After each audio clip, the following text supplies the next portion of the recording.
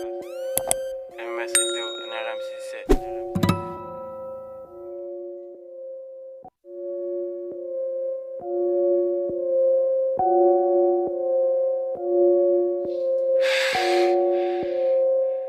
Équipe. Pétasse. MSLDO, NRM67. Yann à la prod. Soyez les bienvenus à tous. Ce soir, au menu, un livre intitulé Le Grand Remplacement, d'Albert Camus. Non, je plaisante, de Renaud Camus plutôt. Nous allons voir si cela est un mythe ou une réalité. Bonne écoute. Note sur la 3e édition. Le Grand Remplacement, le livre, le texte, a une histoire éditoriale assez compliquée, bien que relativement courte.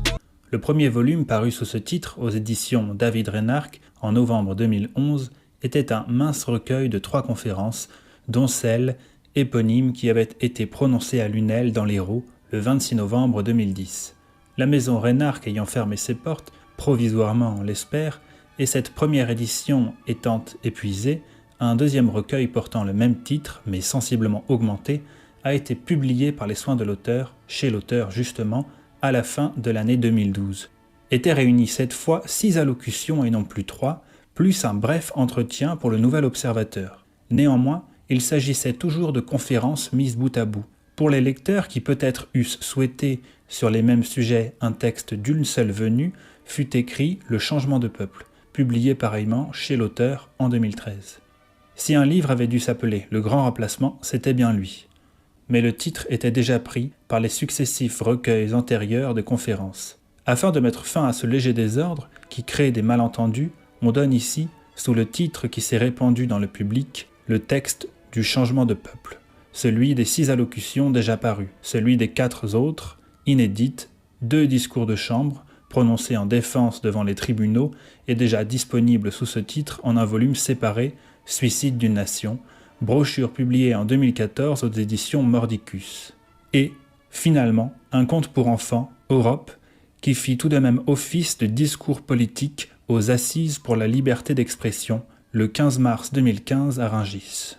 Aux différents textes réunis dans les précédentes éditions de cet ouvrage, on a rajouté ceux de plusieurs conférences et articles plus récents, dont la plupart tendent à dégager le concept de remplacisme global. C'est le nom que propose l'auteur pour la force historique en laquelle il croit reconnaître l'essence même de la contemporanéité postmoderne. Il la dénonce comme le principal totalitarisme à l'œuvre de nos jours en Occident et dans le monde, né d'une alliance contre nature, mais logique, de l'antiracisme moral et de la finance hors sol, sous les instances d'un taylorisme ou d'un fordisme post-industriel. Le producteur devient le produit, et vice-versa. Les industries de l'hébétude et celles du naufrage organisé rivalisent dans la production de la MHI, la matière humaine indifférenciée. Entre ce totalitarisme-là et l'islam, c'est pacte germano-soviétique permanent. Pourtant, il ne saurait durer. 2 dialogues écrits avec Alain Finkielkraut par email interposé et Emmanuel Carrère par le truchement d'une lettre à l'auteur et sa réponse. Le changement de peuple, à Farid Tali, affectueusement. J'apprends que le gouvernement estime que le peuple a trahi la confiance du régime et devra travailler dur pour regagner la confiance des autorités. Dans ce cas, ne serait-il pas plus simple pour le gouvernement de dissoudre le peuple et d'en élire un autre ? Bertolt Brecht, La solution. Curieusement, chaque fois que je pense au changement de peuple, ce sont 2 écrivains et penseurs allemands qui me viennent d'abord à l'esprit. Je dis curieusement parce que je ne suis guère germaniste, et c'est surtout le peuple français que j'ai en tête, bien sûr. Il est vrai que le peuple allemand est soumis à la même mésaventure que lui, et je suis de ceux qui envisagent la question dans sa dimension continentale, européenne. Une autre étrangeté est que mes 2 penseurs plaisantaient avec les phrases auxquelles je songe. Or, la situation qui me les fait évoquer chaque fois n'a rien de comique. Elle est au contraire profondément tragique. J'y ai consacré déjà plusieurs conférences que j'ai regroupées en un volume sous ce titre, Le Grand Remplacement. L'expression commence à se répandre dans le public, beaucoup moins vite, hélas, que la chose elle-même. je reviens sur le thème une dernière fois, avec ce petit livre-ci, dans l'intention d'être toujours plus clair puisque, à ma grande stupéfaction, beaucoup de nos compatriotes, et frères ou sœurs par une commune histoire sur plusieurs siècles partagés, avec une innocence d'un autre âge, j'avais d'abord écrit « frères de race », paraissent toujours ne s'apercevoir de rien. Le premier de mes penseurs allemands est Brecht. J'ai placé ici sa phrase en exergue dans la traduction littérale de sa version originale, qui n'est pas la plus répandue. Le deuxième est bien antérieur. Il s'agit de Christoph Lichtenberg et de son interrogation non moins fameuse, surtout depuis qu'elle a été reprise par Freud, pour être appliquée à la psychanalyse de Jung. À propos d'un couteau dont on aurait changé la lame, puis le manche, s'agit-il encore, après pareille opération, du même couteau, et toujours de la même psychanalyse? Un peuple qu'à l'œil nu on voit remplacé à vive allure par un ou plusieurs autres, dans ses rues, dans ses quartiers traditionnels, dans le centre de ses villes, dans ses métros, dans ses écoles surtout, à la télévision et jusqu'en ses plus antiques villages. Est-ce encore là le même peuple, quand bien même son nom, officiellement, reste le même? Il s'agit là d'un grave problème philosophique autour de la question de l'identité, mais aussi, et d'abord, d'un problème linguistique et sémiologique à propos de ce qu'est le sens des mots, et même le sens du sens. Platon, avec son Cratyle au demeurant, a bien établi par l'exemple que philosophie et sémiologie n'étaient pas séparables en l'occurrence. Et je me suis permis naguère, dans mon épée du sens, de faire un usage à peine métaphorique de son opposition impérissable entre Cratyle et Hermogène, les deux débatteurs au sujet de ce que veut dire Europe, par exemple, et français, justement. Hermogène pense que les mots sont tout entiers dans leur définition, qu'ils n'ont aucun sens avant elles, que leur signification est de pure convention procédant d'un accord entre toutes les parties. Il est dans le règne de la tautologie. Est français, en son sens, celui dont les papiers disent qu'il est français. En ces conditions, personne, bien entendu, ne saurait être plus français que quiconque. Cette conception, qui seule a cours officiel et droit de cité médiatique, s'appuie sur celle de Renan, selon laquelle une nation, c'est une volonté en acte. Tel serait le fondement de la nôtre. Hélas, rapporté à notre situation présente, 1 siècle et demi après Renan, je crains qu'il ne s'agisse d'une illusion, et même d'une double illusion, fatale qui pis est. Un peuple ne peut être seulement une volonté en acte, l'effet de quelques décisions volontaristes, la conséquence de quelques coups de tampon. Des individus, oui, peuvent rejoindre un peuple, s'intégrer à lui, s'assimiler à lui, et en France, il y en a toujours eu qui l'ont fait par amour de sa langue, de sa culture, de sa civilisation, de ses paysages, de son histoire, de son art de vivre, et par amour tout court. Mais des peuples, des civilisations, des religions, et surtout quand ces religions sont elles-mêmes des civilisations, des types de sociétés, presque des États, ne peuvent pas et ne peuvent même pas vouloir, à moins de s'abdiquer eux-mêmes, se fondre dans d'autres peuples, d'autres civilisations, dans d'autres types de relations à la vie de l'esprit, et d'autant moins bien sûr que ces autres peuples, ces autres civilisations, ces nations d'accueil et leurs habitants feraient l'objet d'une détestation, d'une vindicte savamment entretenue, y compris et peut-être essentiellement par eux-mêmes. Croire que les peuples puissent n'être que volonté, décision arbitraire, nomination, coup de tampon, c'est la première illusion,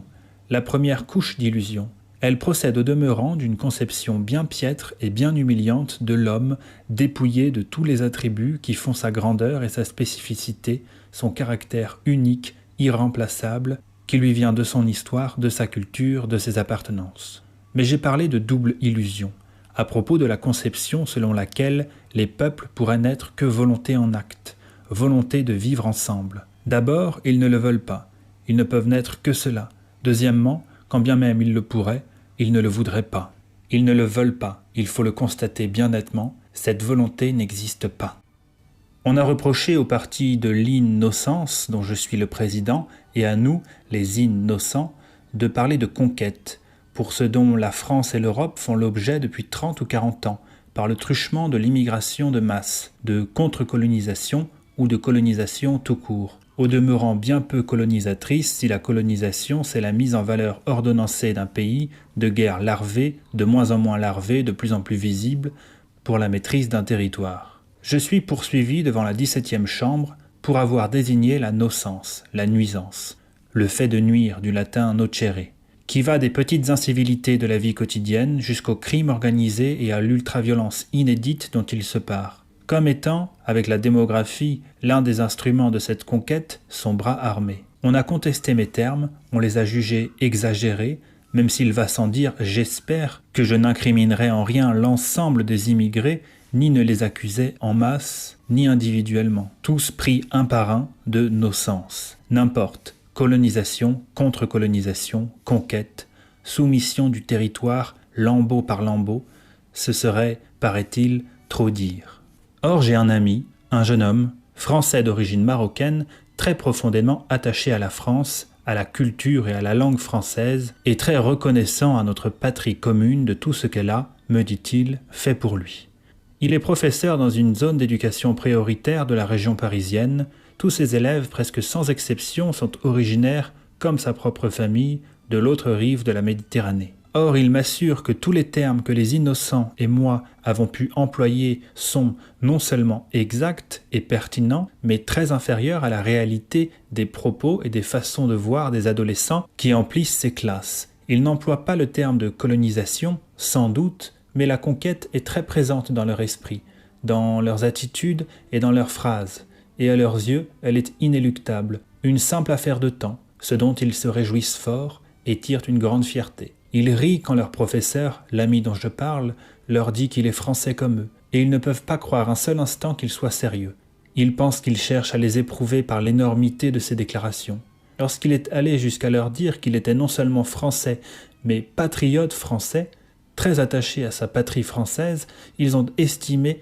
qu'il allait vraiment trop loin, que ce n'était plus drôle, qu'il ne devait pas parler comme cela, que ce n'était pas bien. Je suis en train d'évoquer un garçon dont j'ai beaucoup admiré le courage, il y a quelques années, parce qu'il est homosexuel et qu'il l'a publiquement assumé dans un contexte familial, dans un milieu et dans des quartiers où il fallait une très grande bravoure et ne pas craindre de gâcher sa vie pour oser pareille déclaration et brûler à ce point ses vaisseaux. Eh bien, ce garçon courageux, il ne peut pas, dans sa famille, parmi ses amis d'enfance et de toujours, parmi ses frères de sang, de race et de religion, il ne peut pas dire qu'il est français et fier de l'être. Il est assez brave, et il fallait l'être dans son cas pour se déclarer homosexuel, mais pas assez brave tout de même pour s'avouer français de cœur, patriote français. Ce serait un suicide, dit-il. On ne me comprendrait pas du tout, on penserait que je suis fou. Voilà la réalité de l'intégration, de la défunte assimilation, du multiculturalisme, du prétendu vivre ensemble, dont tout le monde veut sur le papier et personne sur le terrain, que tout le monde vante à l'arrière,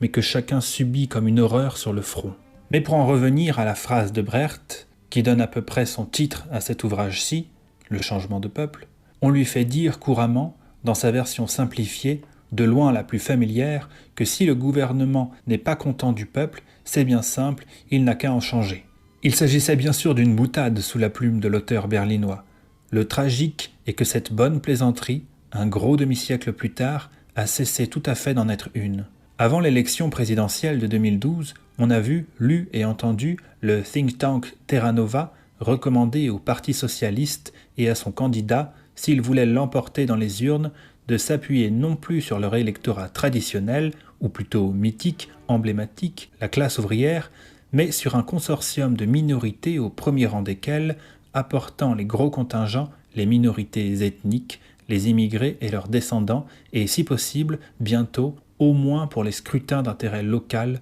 les étrangers. Aux États-Unis, où le changement de peuple est en cours comme chez nous, les descendants de bâtisseurs de cette nation s'y trouvant désormais minoritaires, on voit les deux grands partis traditionnels forcés d'adapter leur programme à la dépendance électorale dans laquelle ils se trouvent, déjà par rapport aux populations immigrées. C'est particulièrement manifeste s'agissant du Parti républicain.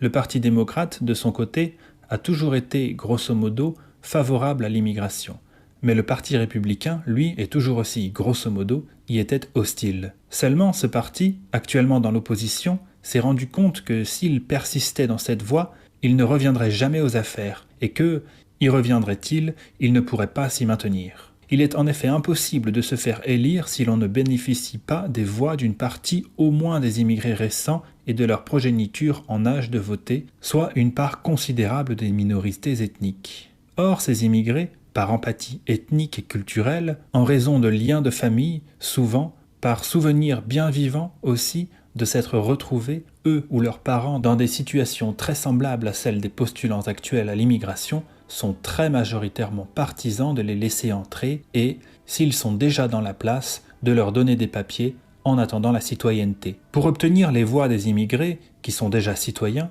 et ces voix sont désormais indispensables à tout destin politique, on vient de le rappeler. Il faut donc leur promettre qu'on se montrera favorable à plus d'immigration encore, qu'on donnera des cartes de séjour à plus de clandestins et qu'on accordera la citoyenneté à plus d'immigrés encore étrangers. Un domaine aussi essentiel à l'identité de la nation que sa politique d'immigration dépend donc d'ores et déjà des immigrés. On peut dire, en ce sens, que le pays n'est plus indépendant. Du moins son destin historique est-il partiellement entre les mains de citoyens qui sont étrangers à son histoire. La situation française est assez semblable, à ceci près qu'elle est bien pire. Elle est bien pire parce qu'aux États-Unis, le melting pot fonctionne encore à peu près, même si son efficacité est bien moindre qu'elle ne l'était il y a quelques lustres encore, d'évidence. Et si les divers communautarismes ne cessent de gagner du terrain, y compris dans le domaine linguistique, subsiste tout de même, outre-Atlantique, un patriotisme, un attachement au drapeau, à la nation, à ses rites et à ses accomplissements dont il n'y a, pour ainsi dire, plus trace en France. Ni dans la population indigène, qui a été apprise à mépriser tout cela quand ce n'est pas à en ressentir de l'horreur, ni parmi les Français de fraîche date et les étrangers en séjour régulier ou clandestin, dont beaucoup sont entretenus par les personnalités les plus marquantes issues de leur rang et par celles du bloc remplaciste, c'est-à-dire par la voix de la France, peu ou prou. Dans la vindicte à l'égard de leur pays d'adoption, dans l'indifférence dédaigneuse à son endroit, souvent, quelquefois dans la haine. Ce qui est semblable d'une rive à l'autre de l'océan, et dans la plupart des pays d'Europe occidentale, c'est la croissante dépendance politique à l'égard des populations non européennes installées sur le territoire. Dépendance pour la nation dans son être perdurable, je n'ose dire dans son essence, dont le sort se trouve soumis à des nouveaux venus qui ne lui veulent pas forcément du bien, ou qui veulent du bien, en elle, à quelque chose d'autre qu'elle-même, quelque chose qui serait leur propre création ou leur conquête. Mais dans cette dépendance croissante de la nation, il est une course à son asservissement. Certains, des partis, des intérêts des hommes, tirent une force, au moins provisoirement, une espèce de petit pouvoir qui les amuse et les enrichit, en attendant le désastre, lequel ne manquera pas de les emporter eux aussi. Le Parti socialiste, on l'a rappelé, a suivi les conseils de Terra Nova et bien cru s'être acheté grâce à eux un billet pour une éternité paisible dans les palais nationaux. Plus des 3/4 des néo-français ont voté pour ces candidats aux élections présidentielles législatives de 2012. Depuis lors, toutefois, il semble avoir perdu l'appui de la grande majorité des archéo-français, les indigènes, sans lesquels, et jusqu'à nouvel ordre, qui ne saurait tarder, il ne serait pas possible de gouverner. Mais si quelque chose peut encore sauver la gauche, c'est bien cette nouvelle clientèle qu'elle s'est trouvée et qu'elle comble de ses faveurs, de ses appels du pied et de ses signes de connivence quand les faveurs, décidément, coûtent trop cher. Il est bien évident de toute façon que la loyauté à son égard des allochtones, qui la méprisent plus encore qu'ils ne méprisent la droite, n'est de leur part qu'un pis-aller provisoire dans l'attente du moment où, le grand remplacement ayant poursuivi son cours inexorable, ils seront assez forts pour se passer d'elle et pour prendre en main directement, en tout ou partie, la gestion du pays. Il ne faudrait surtout pas croire, cependant, que la gauche est la seule ou même la première à favoriser l'immigration ou les immigrés pour en tirer des avantages personnels immédiats, et cela nonobstant les dangers qu'elle fait courir à la nation ou les torts qu'elle inflige à son indépendance ou son identité. Ce sont les gouvernements de droite qui ont pris, il y a maintenant 40 ans, les mesures instaurant la possibilité, pour les immigrés, du regroupement familial, lesquels ont complètement transformé le caractère et l'ampleur de l'immigration de travail et conféré à l'immigration en général, devenue immigration de peuplement, le caractère cataclysmique qu'elle a revêtu dans le dernier quart du XXe siècle et qui a fait naître la question, puis la perspective, du changement de peuple. Il n'est pas exclu que les dispositions autorisant, et pour ainsi dire encourageant, le regroupement familial aient été prises en vertu d'idéaux humanitaires et conformément à de généreux préceptes familialistes d'inspiration républicaine et démocratique d'une part, juive et chrétienne de l'autre, les unes et les autres pouvant d'ailleurs fort bien se corroborer réciproquement ou se confondre. Mais il est difficile de ne pas voir qu'elles étaient aussi tout à fait conformes aux vœux du patronat, résolu qu'il était à rendre plus désirable et séduisante aux yeux des immigrés putatifs une immigration qui servait les intérêts des employeurs puisqu'elle leur assurait une inépuisable main-d'œuvre à bon marché et, du même mouvement, permettrait de faire pièce aux revendications salariales des indigènes. Il n'est pas étonnant que le Parti communiste, qui devait devenir rapidement et rester jusqu'en sa phase ultime si furieusement immigrationniste, ait été, durant un bref moment de son histoire, très hostile à l'immigration. Au contraire, parce qu'elle nuisait à sa clientèle électorale, il n'a pas tardé à se rendre compte qu'elle lui en apportait une autre, qui, néanmoins, n'allait pas suffire à le sauver. Pas plus, sans doute, qu'elle ne sauvera, l'heure venue, le Parti socialiste, parce qu'elle n'aura aucune raison de lui être loyale dès lors qu'elle sera assez forte pour ne l'être pas. Le patronat dans son ensemble, lui, n'a pas varié sur ce point, et le même qui, dès les années 60, harcelait en ce sens le général de Gaulle, qui s'en plaignait, continue de plaider pour plus d'immigration, toujours plus, dont il promet monts et merveilles quant au développement économique, en pensant d'abord aux siens propres, on le présume. Les considérations d'opportunité historique ou d'identité nationale ne paraissent pas une seule seconde entrer en compte dans ses raisonnements. Lui qui déjà, et toujours dans l'ensemble naturellement, n'avait témoigné lors de la Seconde Guerre mondiale qu'un patriotisme assez chiche, paraît, à force d'économisme, de vision purement économique des choses, envisager le territoire de la patrie de façon complètement abstraite, mais nullement désintéressée, comme le périmètre possible d'opérations industrielles, commerciales ou financières, fructueuses, en toute indépendance de toute éventuelle dimension sentimentale, conservatrice, conservatoire, je n'ose écrire, patriotique. Ainsi, les aménageurs d'une quelconque ZUP ou ZAC soupèsent-ils les possibilités d'un site et son adéquation pratique et matérielle à leur projet, sans qu'il entre un seul instant dans leur dessein le plus léger souci de ce qu'ils vont détruire de beauté, de poésie, n'en parlons même pas, d'art ou de traces de l'histoire. Ces seuls mots, on le sent bien, appartiennent à un registre ontologique que le mode opératoire de leur raisonnement, et il n'y a pas le moindre espoir que les deux courants de perception se rejoignent jamais. L'abandon de la patrie a beaucoup à voir avec l'abandon de la beauté. À l'un et l'autre mouvement, il faut que les êtres, les choses, les mots et les phrases ne soient plus que ce qu'ils sont ici et maintenant, réduits à leur définition et coïncidents avec elle, avec leur signification immédiate ou leur utilité pratique, c'est-à-dire spoliés de leur identité avec son épaisseur et leur sens dans ses strates, dépourvus de toute vibration sympathique dans l'air et dans le temps, en ce désenchantement du monde et ce présent perpétuel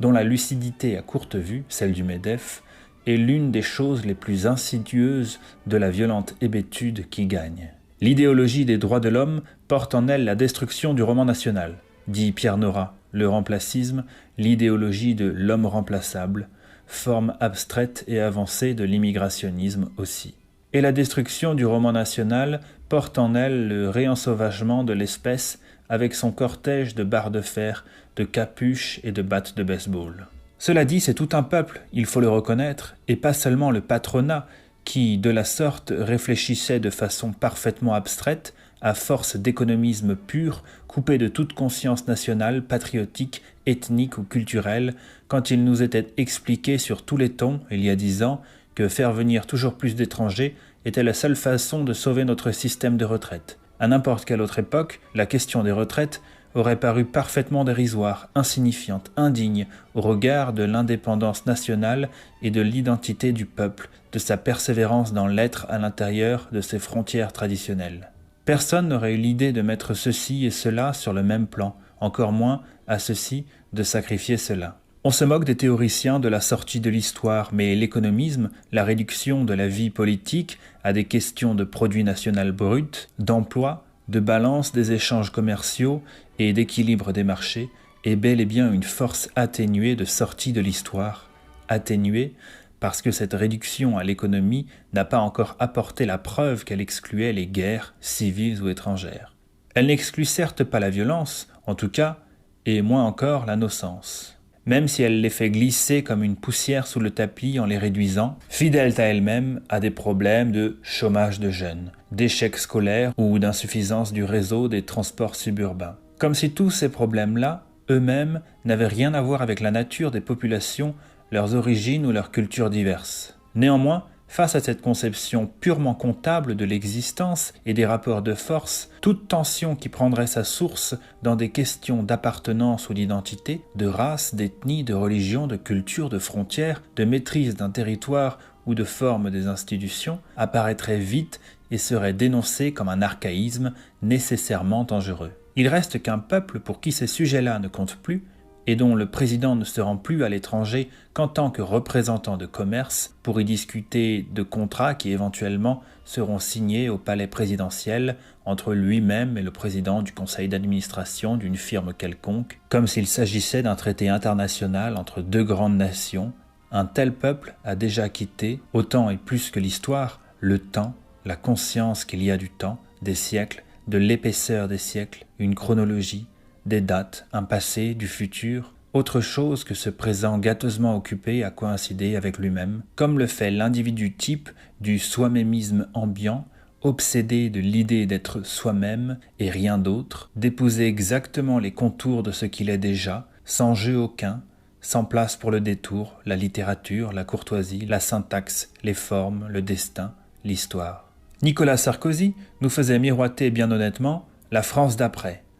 la France. Bien sûr, nous l'avions tous compris, mais aussi d'après la culture, car c'est une seule et même chose, régime post-national et post-culturel, et d'abord post-littéraire, car c'est la situation qui nous caractérise le mieux, vont nécessairement de pair, l'un étant la condition sine qua non de l'autre. Pas de grand remplacement sans grande déculturation. Au demeurant, la conception ahistorique et asentimentale et donc apatriotique, toute calculatrice que le patronat français semble se faire majoritairement du territoire de la France, qu'il y a tout lieu dans ces conditions de nommer laidement l'Hexagone, n'a rien de spécifiquement français, elle est celle qu'entretiennent dans tous les pays du monde et dans le monde en son ensemble, de préférence sans pays, sans frontières, sans nuances, les maîtres du commerce international, les financiers du village universel, les chevaliers de l'industrie globalisée, les dirigeants des grandes sociétés internationales et les divers manipulateurs et spéculateurs qui vivent à la solde ou au crochet des précédents. Notre grand remplacement national n'est qu'un exemple particulièrement spectaculaire et désastreux de notre point de vue, mais certainement pas du leur, du remplacisme universel qui est au fondement de tous leurs idéaux et qui constitue la condition nécessaire du succès de toutes leurs entreprises. L'homme remplaçable, débarrassé de toute spécificité nationale, ethnique et culturelle, pion désorigénisé, interchangeable à merci, sans aspérité d'appartenance, délocalisable, parce que délocalisé de naissance, de préférence. Un tel homme est indispensable comme module de base aux gestionnaires surpayés des flux et contreflux du grand affairisme planétaire. Cela dit, j'avoue m'intéresser assez peu, on me l'a reproché, à l'identification précise des responsables de la désastreuse situation actuelle, à savoir le changement de peuple en cours. La première urgence, quand il y a le feu à la maison de retraite, n'est pas de savoir dans quelle chambre un malheureux s'est montré imprudent avec sa cigarette. Je doute fort de toute façon qu'un beau jour, un groupe d'individus puissants et mal intentionnés se soit réunis dans son bureau, un salon ou une salle de conférence, pour décider qu'il fallait imposer à la France et à tous les pays d'Europe un renouvellement radical de leur population. En tout cas, les gouvernements de gauche ou de droite, chez nous, me paraissent avoir une responsabilité presque égale dans le phénomène. Et, à moins qu'une illumination soudaine et tardive ne tombe sur eux, dont la sincérité serait sujette à caution, j'avoue ne faire pas plus confiance, pour le contrer ou le tenir en lisière, aux héritiers prétendus du gaullisme qu'aux turiféraires de Jaurès, de Blum, de François Mitterrand ou d'Harlem Désir. Les milieux les plus expressément et traditionnellement hostiles au grand remplacement incriminent volontiers, quant à sa survenue, les États-Unis, voire l'alliance judéo-américaine, quand ce ne sont pas les Juifs tout seuls. Il n'est pas rare d'ailleurs qu'ils considèrent les États-Unis, les modes de vie américains, la culture américaine, dans l'acception la plus large du mot culture, comme constituant pour l'Europe ou la France un danger aussi grave sinon plus que le changement de peuple et que l'islam qui en est le vecteur et dont il est porteur. Cela estime volontiers que les deux combats doivent être menés de front et même, assez souvent, que la lutte contre l'américanisation de la vie et l'influence politique des menées de Washington représente un plus grand caractère d'urgence que la résistance à l'islamisation et à la conquête par les ventres. Je ne partage pas leurs sentiments, mais croirais vain de se disputer sur pareil sujet. Et je me souviens avec amusement d'un dessin comique assez récent où l'on voyait un restaurateur McDonald's vantant sa viande halal et plus bas la légende « Non à l'islamisation de notre américanisation ». Pour ce qui est de la communauté juive, de ses intellectuels et de ses journalistes, il est certain que le souvenir très présent de sa proche histoire des persécutions subies, de ses propres liens à l'immigration, et peut-être un désir plus ou moins conscient de ne pas se trouver en tête-à-tête exclusif sur le territoire national avec les seuls indigènes chrétiens ou d'origine chrétienne, les ont fait pencher longtemps, très majoritairement, vers un immigrationnisme souvent très ardent et qui ne trouvait guère de meilleurs avocats, ni plus présents ni mieux audibles qu'ils ne l'étaient, ce qui me valut d'ailleurs à l'occasion d'avoir quelque peu maille à partir avec eux. Mais les années se sont écoulées depuis le début du millénaire et depuis l'attentat contre les tours du World Trade Center le 11 septembre 2001, ont profondément transformé cette situation au point de la renverser du tout au tout ou peu s'en faut. Les Juifs et leurs porte-parole les plus en évidence se sont avisés progressivement en leur majorité que cette immigration que tellement d'entre eux avaient prônée si fort en souvenir de l'antisémitisme ancien et bien sûr contre lui, en alimentait un nouveau, aujourd'hui bien plus virulent et dangereux que l'autre. L'expérience des manifestations croissantes de ce nouvel antisémitisme, culminant dans la tragédie toulousaine de l'affaire Mera, a entraîné de ce côté-là, en se greffant sur un attachement profond à la patrie française, au meilleur de la société qu'elle avait su engendrer, à ces traditions pas toujours respectées mais vivaces de laïcité, de libre pensée,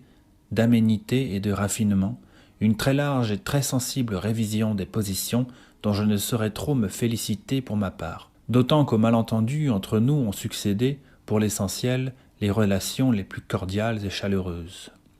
D'autres encore, parmi ceux qui déplorent avec moi le grand remplacement, c'est l'Union européenne qu'ils vouent aux gémonies,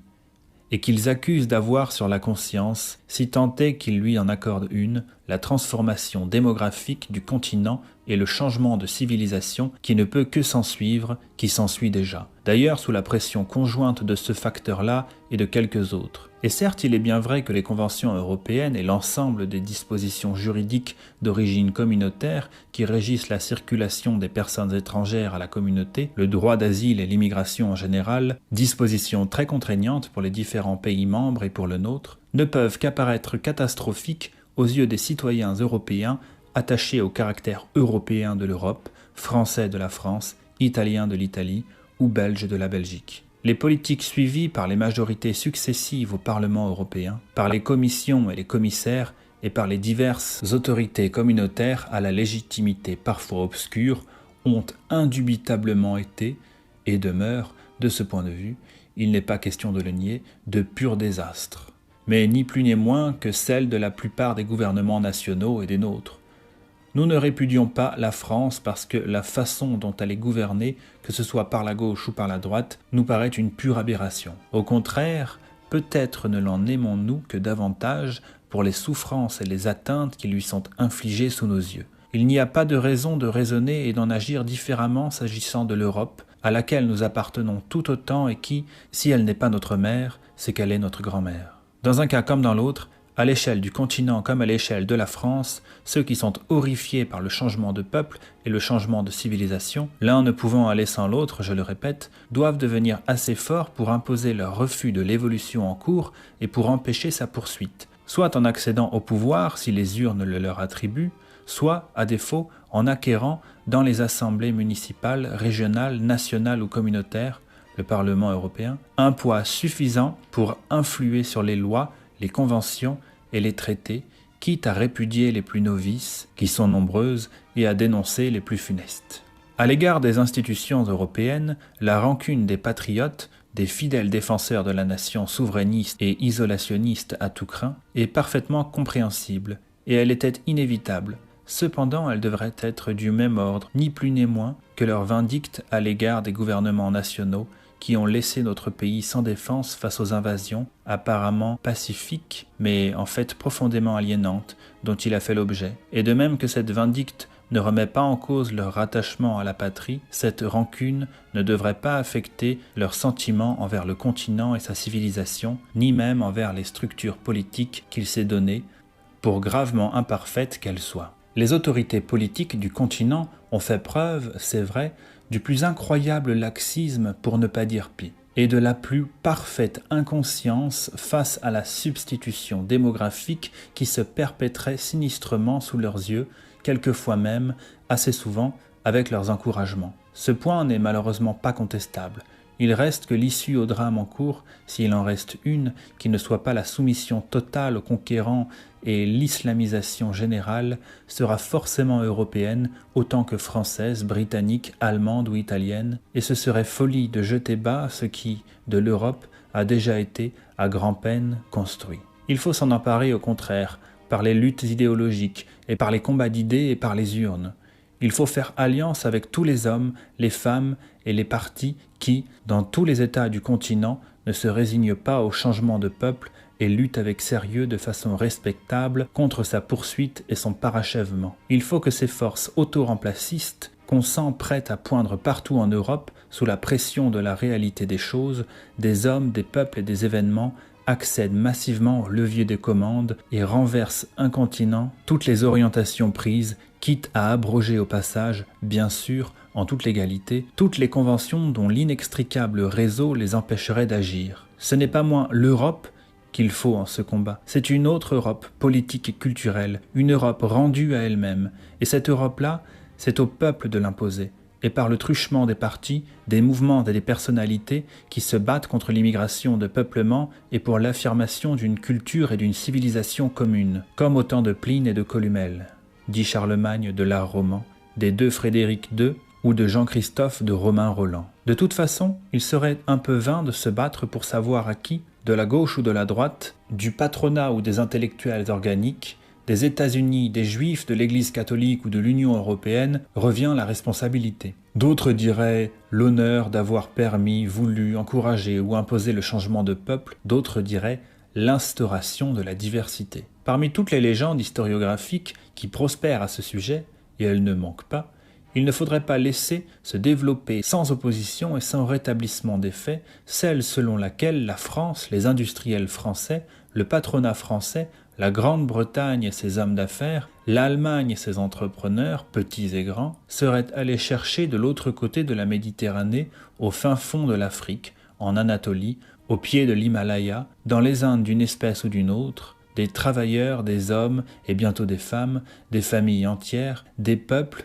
afin de les faire venir en France et en Europe, plus ou moins contre leur gré. Certes, pour s'en tenir à l'immigration vers la France, il y a eu au Maghreb et ailleurs des bureaux d'engagement pour les usines et les entreprises françaises, en général mis sur pied avec la coopération et toujours, bien sûr, avec l'autorisation des gouvernements locaux concernés. Cependant, ces bureaux n'avaient guère d'efforts à faire là-bas pour convaincre les plus entreprenants ou les plus ambitieux des hommes du pays de s'engager pour aller travailler chez nous auprès de leurs commettants. La vérité est que le désir de transplantation vers des contrées plus fortunées, mais qui, en l'espèce, le sont de moins en moins, notamment du fait de cette transplantation même, est très largement répandu dans les pays majoritairement africains, dont sont originaires les immigrés d'Europe continentale. Il n'a, ce désir, nul besoin d'être stimulé de l'extérieur. Deux facteurs le créent et l'entretiennent bien suffisamment: le spectacle de la prospérité relative des pays européens, l'expérience du marasme économique dans les pays d'origine.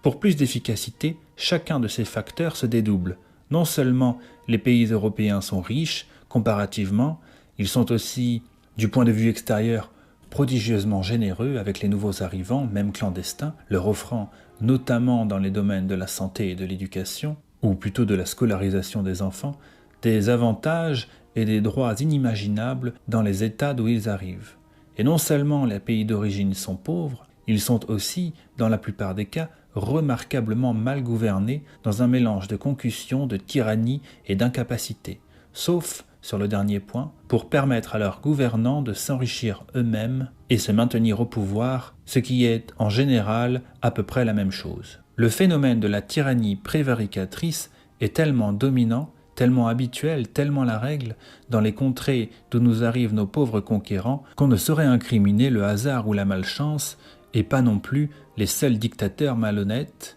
qui d'ailleurs n'ont pas conscience de l'être, je crois bien, au nombre d'occurrences, tant leur attitude est la norme et en somme, celle qu'attendent d'eux leur peuple. Ce sont d'évidence les civilisations, les coutumes en matière de dévolution et de répartition du pouvoir, les façons d'intégrer ou d'ignorer, voire de mépriser, les formes de l'état de droit, qui rendent ces pays ingouvernables, ou ingouvernables autrement qu'ils ne sont gouvernés, c'est-à-dire, bien souvent, par des tyrans et des voleurs, des tyrans-voleurs. Les populations africaines, pour ne pas les nommer, qu'elles soient celles de l'Afrique du Nord ou de l'Afrique subsaharienne, aspirent à la prospérité comparative de l'Europe, ou plus exactement à sa richesse, à sa fortune accumulée qui, malheureusement pour elles, lui conserve de l'attrait, encore qu'un peu moindre, même en temps de crise, de récession, de déflation imminente ou déjà effective. Et elles ne se rendent pas bien compte de la masse de sacrifices et d'efforts qui ont été nécessaires de la part des différents peuples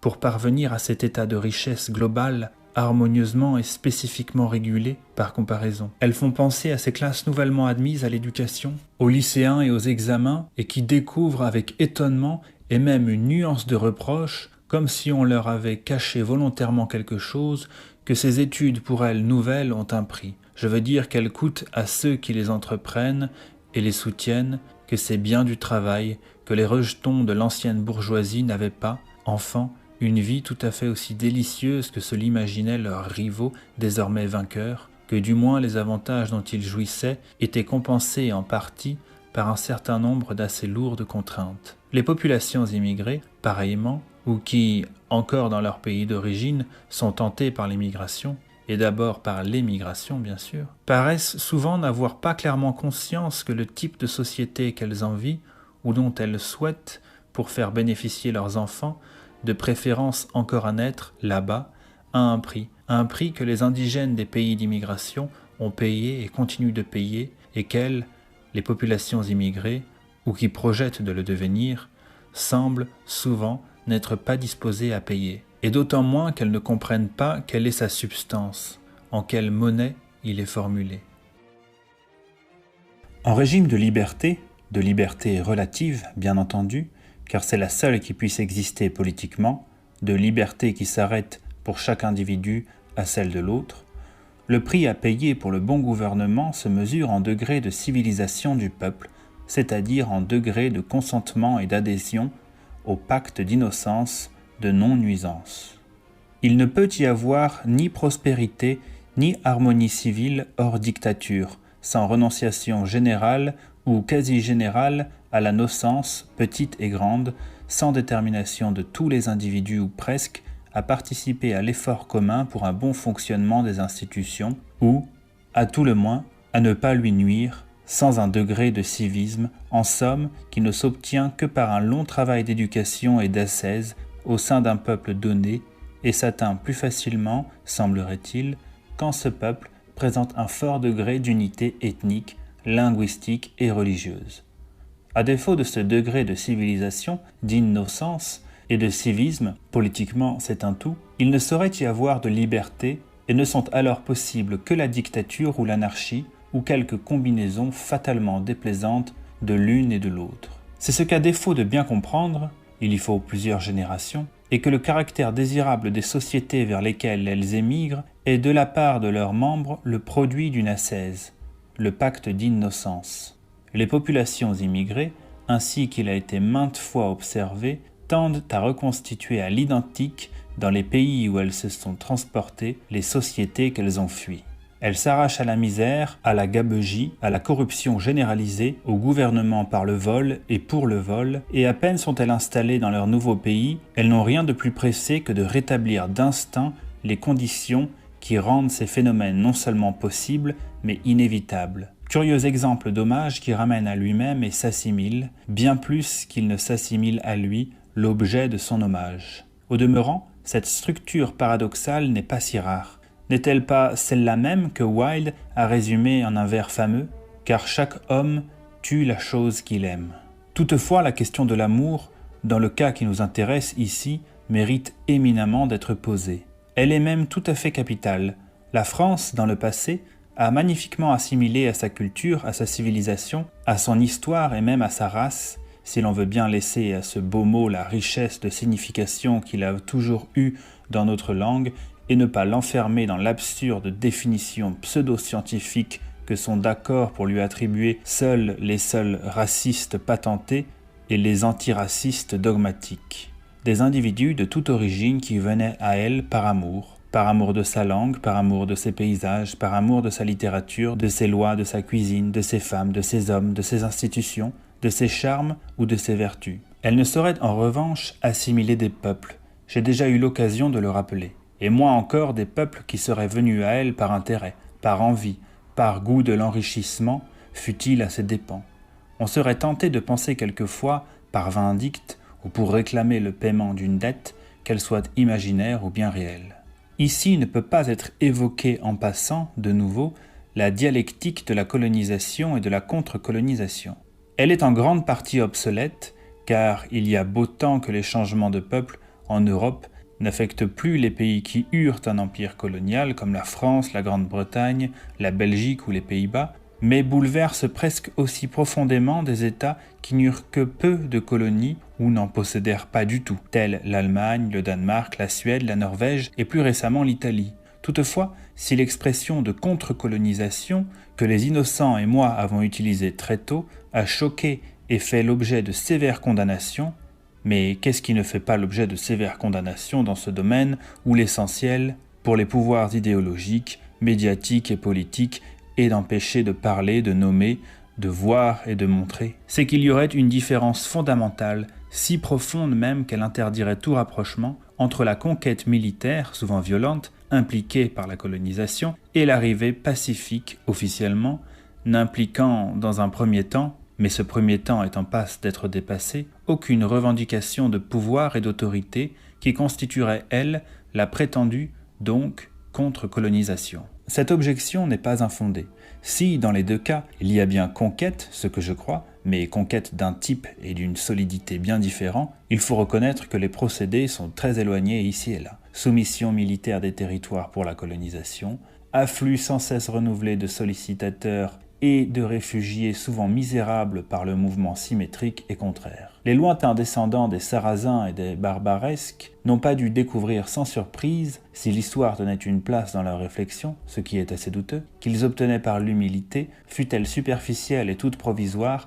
par la pauvreté, la déréliction et le désespoir, parfois réels, parfois feints, ce que la violence, la brutalité, le rapt, le viol et la razzia n'avaient jamais pu durablement assurer, dans les mêmes contrées, à leurs ancêtres. L'Europe s'est 20 fois dressée comme un seul homme contre l'islam conquérant, et elle s'est avec succès barricadée contre lui, le repoussant victorieusement, dut-elle y mettre plusieurs siècles vers ses terres d'élection première, elle-même souvent conquise sur le christianisme déjà, mais elle n'a rien eu à opposer et a semblé ne le désirer même pas. À l'islam désarmé et famélique de la période postcoloniale, elle a laissé entrer en toute confidence dans ses villes et dans ses campagnes, quitte à découvrir un peu tard qu'il n'est pas si désarmé qu'il le paraissait, que violence et razzia, j'aime à dire nos sens, on l'aura remarqué, ne sont pas étrangères à nombre de sectateurs, ne serait-ce que de nom, et que certaines de ces plus puissantes figures, restées sur leur terre, sont parfaitement capables, en fait de misère, d'acheter chez elles ces grands hôtels, ces grandes marques, ces châteaux, ces équipes de football et d'entiers quartiers peuplés justement des représentants avancés de l'ère culturelle musulmane. La conquérant en somme par le haut et par le bas, par la richesse et par la misère, par les princes et par les masses, par les multimilliardaires du pétrole et par les jeunes sans emploi, mais pas par la puissance militaire. Jusqu'à présent, c'est vrai, à moins de désigner comme tel, ainsi que je me suis risqué à mon grand dam du MRAP, la nocence du quotidien des plus sensibles résidents des quartiers dits sensibles. Il faut bien prendre garde, d'autre part, à ce mot de colonisation. Ainsi que je l'ai déjà fait remarquer à plusieurs reprises, la contre-colonisation est bien plus une colonisation, d'après le sens qu'avait dans l'Antiquité le mot de colonie. que ne le fut jamais la colonisation elle-même, au moins la colonisation française. Une colonie, telle que l'entendaient les Phéniciens ou les Grecs, implique un transfert de population de la métropole vers de nouveaux territoires. La Grande Grèce était pleine de colonies de la Grèce, dont la population était originaire des cités et des îles de l'Hellade primitive. On pourrait dire, dans ces perspectives-là, que la France n'a jamais eu de colonie, ni pratiqué en cette acception la colonisation. Cela à deux exceptions près. Le Canada français, et dans une moindre mesure la Louisiane, au XVIIe et XVIIIe siècle, d'une part, d'autre part l'Algérie, au XIXe et XXe siècle. En ces deux occurrences-là, Amérique du Nord et Algérie, il y eut bien transfert de population, et donc colonisation au sens strict, du moins au sens antique. Il faut d'ailleurs noter au passage, s'agissant du dernier exemple, qu'au moment de la décolonisation, la présence sur le territoire algérien d'un gros dixième d'Européens et de Juifs, cela établi dans le pays depuis plusieurs générations, souvent, et ceci depuis toujours, parut au nouveau pouvoir issu du FLN incompatible avec l'indépendance véritable et que cette minorité industrieuse et nombreuse fut chassée, à dire le moins, sans ménagement aucun,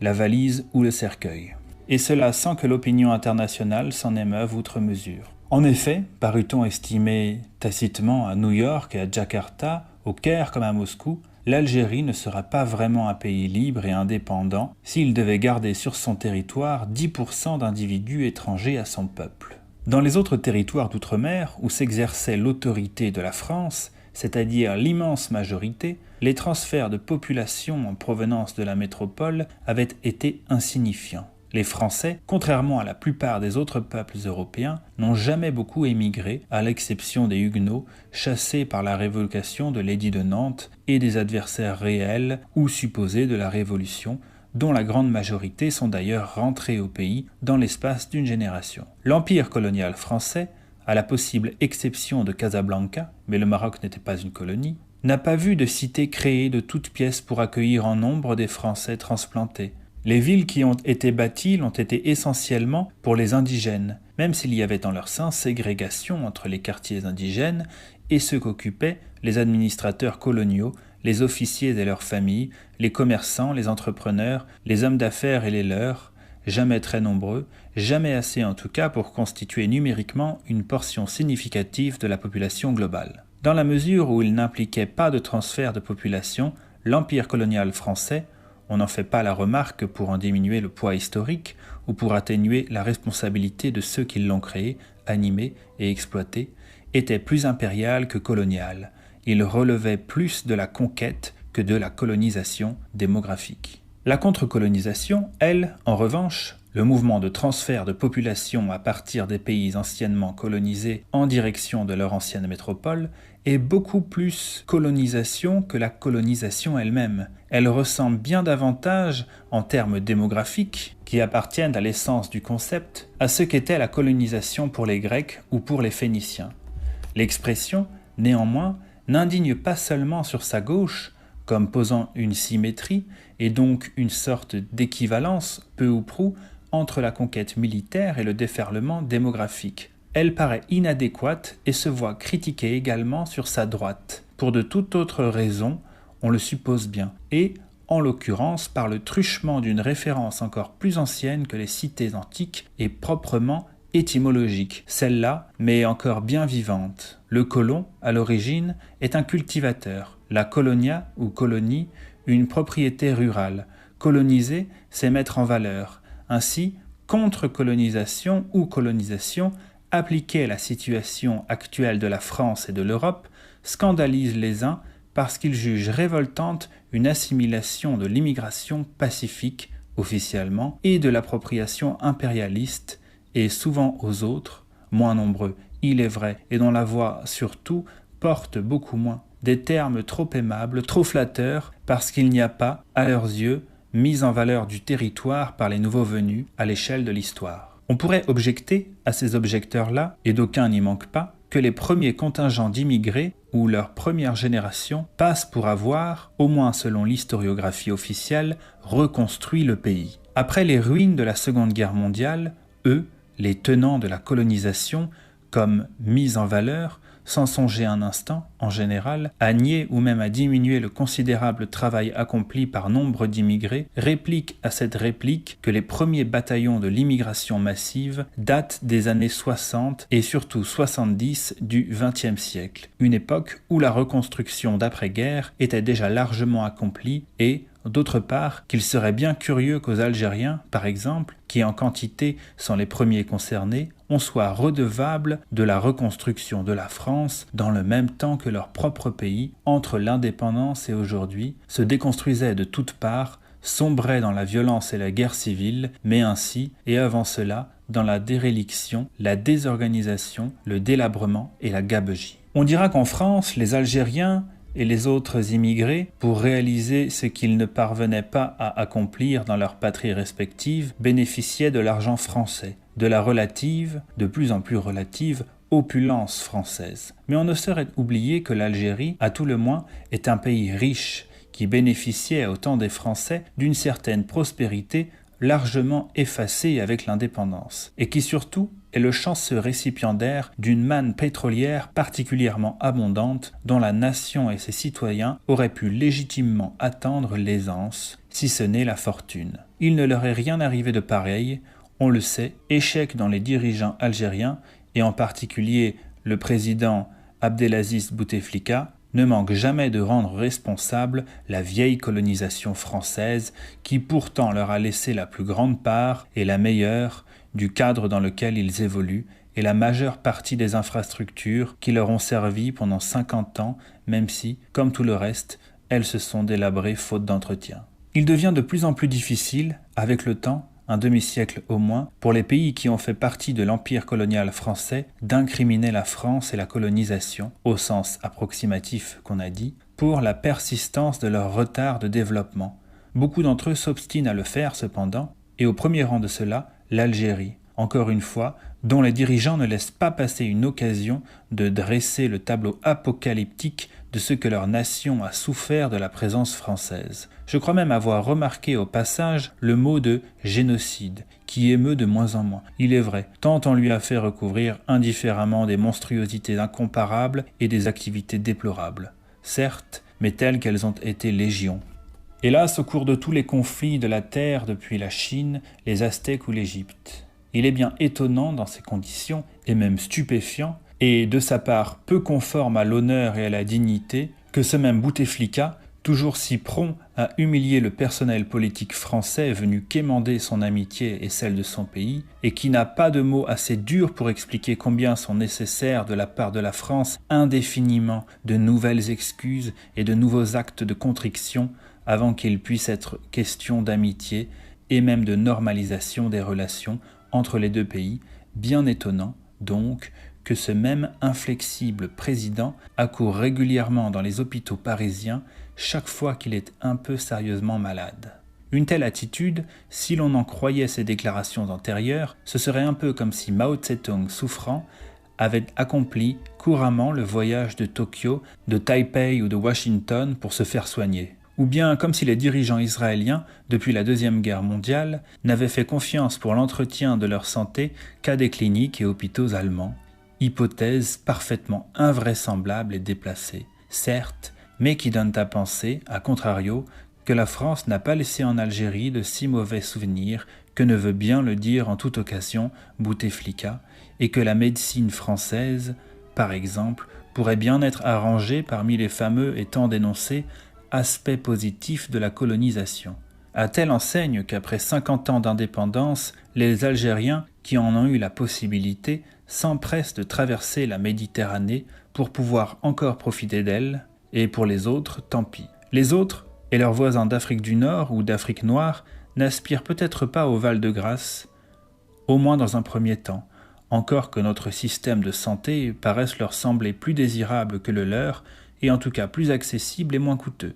Mais ce n'est pas là un avantage parmi tous ceux qui semblent trouver, si l'on en croit leur flux incessant, à vivre en France plutôt qu'en Algérie, au Maroc, en Tunisie, en Mauritanie, au Niger, au Congo et ainsi de suite, et à devenir français plutôt que de rester algérien, marocain, sénégalais, malien, tchadien ou camerounais. On n'a jamais rien vu de pareil au cours de l'histoire, et l'on s'étonne que les historiens ne s'en étonnent pas davantage, peuple qui se libère, parfois non sans mal, d'un occupant qu'on pourrait croire détester, et qui, ces peuples, à peine leur indépendance acquise, se précipitent en masse chez ce même occupant pour avoir le bonheur de vivre encore en sa compagnie et sous son administration, bonheur qui doit être bien grand si l'on en croit la pression formidable qui s'exerce en permanence pour sa réalisation. Imagine-t-on les Français de 1945 n'aspiraient à rien tant que d'aller vivre en Allemagne pour continuer à profiter de la langue du pays et de l'ordre policier incomparable dont ils avaient pu jouir pendant 4 ou 5 ans?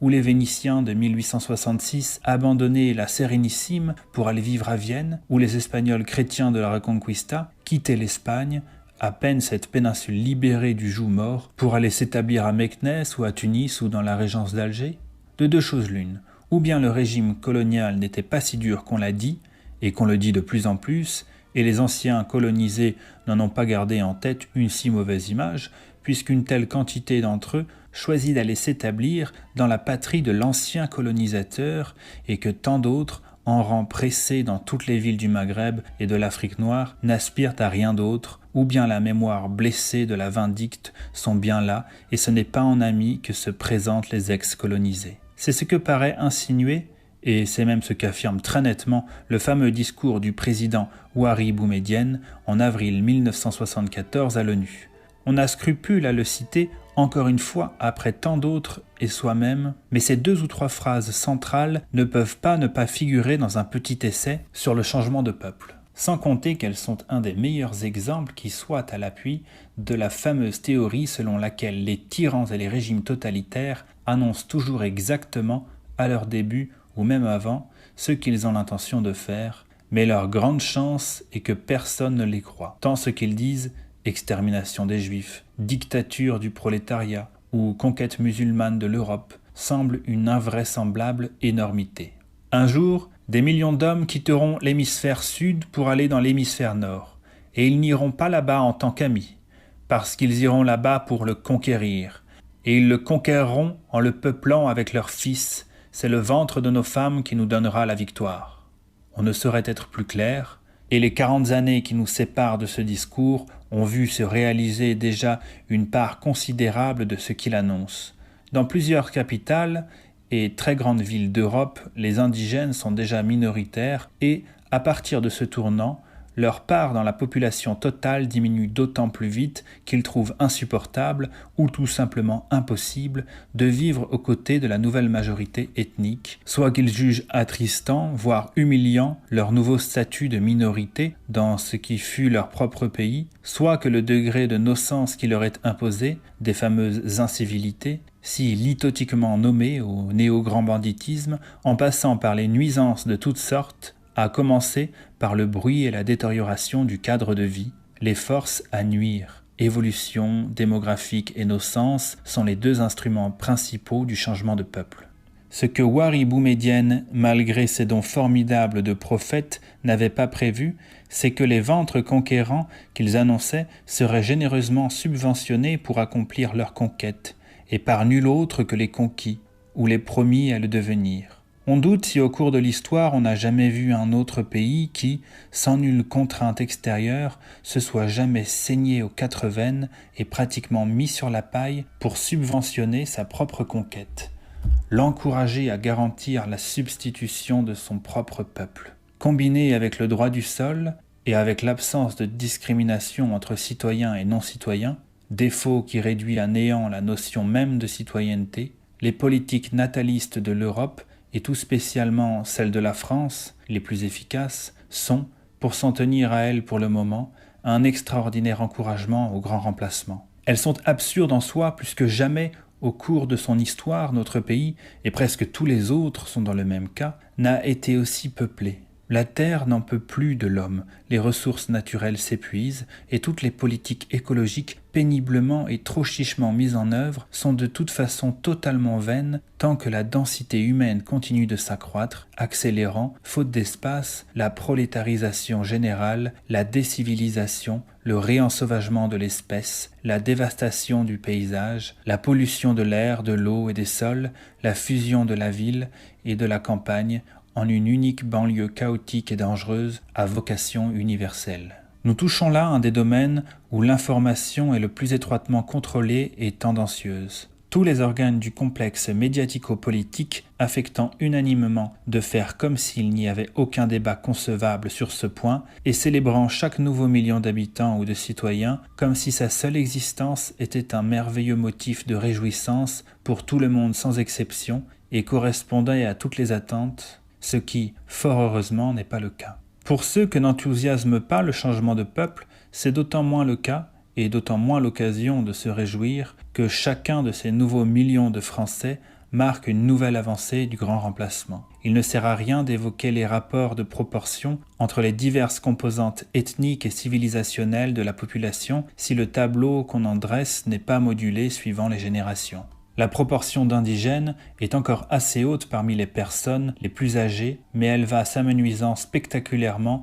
à mesure qu'on descend l'échelle des âges. Tendanciellement, les vieillards sont français de souche en France, mais les nourrissons sont arabes ou noirs et volontiers musulmans. Significatifs à cet égard sont les listes des prénoms les plus attribués. On peut y observer l'effacement du sentiment national chez les parents indigènes qui n'hésitent pas à attribuer des prénoms italiens ou anglo-saxons à leurs enfants pour la seule raison que ces prénoms sont à la mode ou qu'ils ont été portés par des personnages populaires de la télévision la moins reluisante et de variétés les plus triviales. On peut y prendre la mesure grâce à la surreprésentation, justement, des références sereines au divertissement médiatique le moins relevé, la déculturation générale. Mais surtout, on ne peut pas ne pas être saisi par la densité incomparable des allégeances onomastiques et symboliques à d'autres civilisations que la française, tout spécialement, bien sûr, à la culture et à la religion musulmane. Il n'est que de songer à l'omniprésence du prénom Mohamed, le plus fréquent donné à Bruxelles et à Londres, déjà, mais qui compte aussi parmi les plus souvent attribués sur l'ensemble du territoire français, au point d'être devenu un des emblèmes de la substitution ethnique.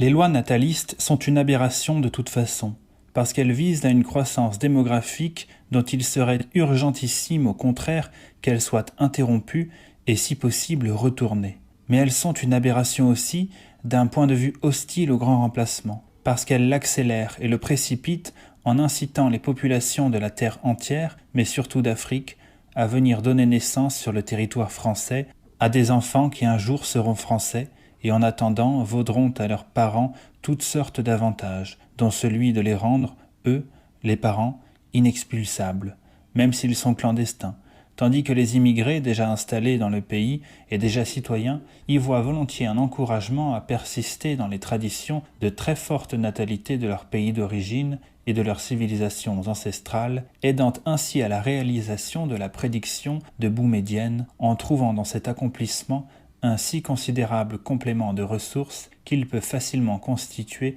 un revenu en soi et les dispenser, même, ainsi qu'il n'est pas rare, de s'infliger d'autres tâches que de donner aux indigènes français des remplaçants arabes ou noirs à profusion. Il se trouve toutefois que la grande majorité des adversaires du changement de peuple sont, eux, contrairement aux innocents et à moi, favorables à ces lois, quitte à ce qu'elles soient rigoureusement aménagées selon les vœux et que leurs bénéfices, pour commencer, soient réservés aux seuls nationaux. Ils sont eux-mêmes en général fortement natalistes, par tradition nationaliste ou confessionnelle souvent, et plus souvent encore parce qu'ils sont convaincus que la faiblesse du taux de fertilité indigène est une des principales causes de l'afflux d'étrangers, ce qui n'est peut-être pas faux, et que l'un des meilleurs moyens de résister à cet afflux, voire de le trahir, c'est, pour les indigènes eux-mêmes, de faire toujours plus d'enfants. À l'instar des colonisateurs, afin de contrer leur essor démographique, l'un des principaux instruments,